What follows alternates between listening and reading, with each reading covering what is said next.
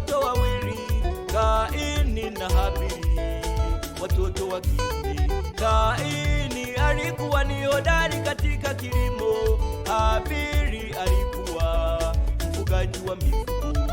Ajabu ilikuwa wakati wa kutoa sadaka, Kaini alitoa sadaka dhaifu sana. Mungu hakupendezwa na sadaka yake huyo Kaini, bali alipendezwa na sadaka ya Habili. Adamu na Eva walikuwa na watoto wawili, Kaini na Habili, watoto wa kiume. Kaini alikuwa ni hodari katika kilimo, Habili alikuwa mfugaji wa mifugo. Ajabu ilikuwa wakati wa kutoa sadaka, Kaini alitoa sadaka dhaifu sana. Mungu hakupendezwa na sadaka yake huyo Kaini, bali alipendezwa na sadaka ya Habili.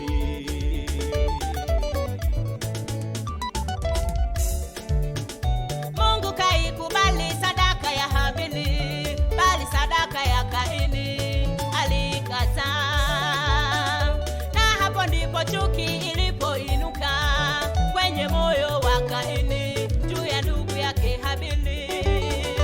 Wivu uliuteka moyo wa Kaini, ndipo alipoamua kumuua ndugu yake.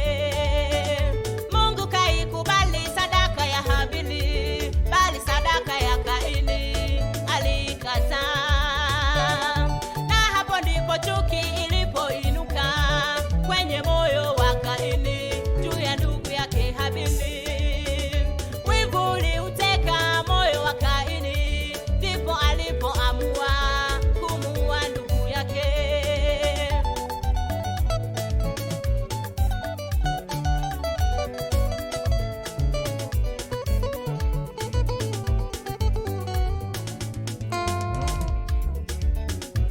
Ndipo Mungu akamuuliza Kaini, yuko wapi ndugu yako?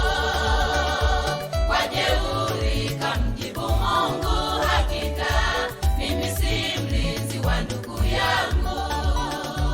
Mungu akamwambia Kaini, kwa nini umefanya jambo hili?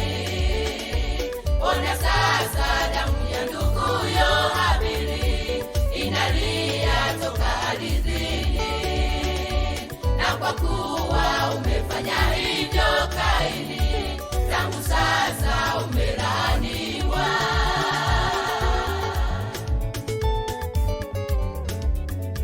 Ndipo Mungu akamuuliza Kaini, yuko wapi ndugu yako? Kwa jeuri kamjibu Mungu, hakika mimi si mlinzi wa ndugu yangu. Mungu akamwambia Kaini, kwa nini umefanya jambo hili?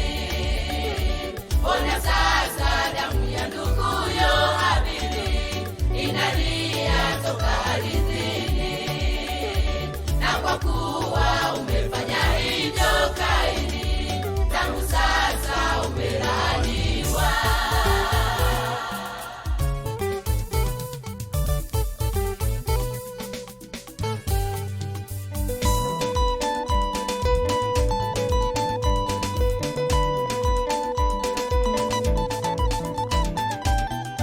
Wivu ni mbaya tena haufai, una mambo mabaya.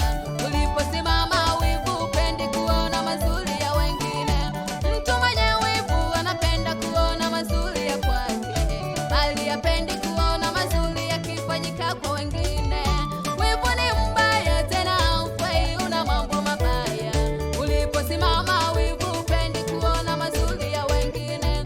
Mtu mwenye wivu anapenda kuona mazuri ya kwake, bali hapendi kuona mazuri yakifanyika kwa wengine.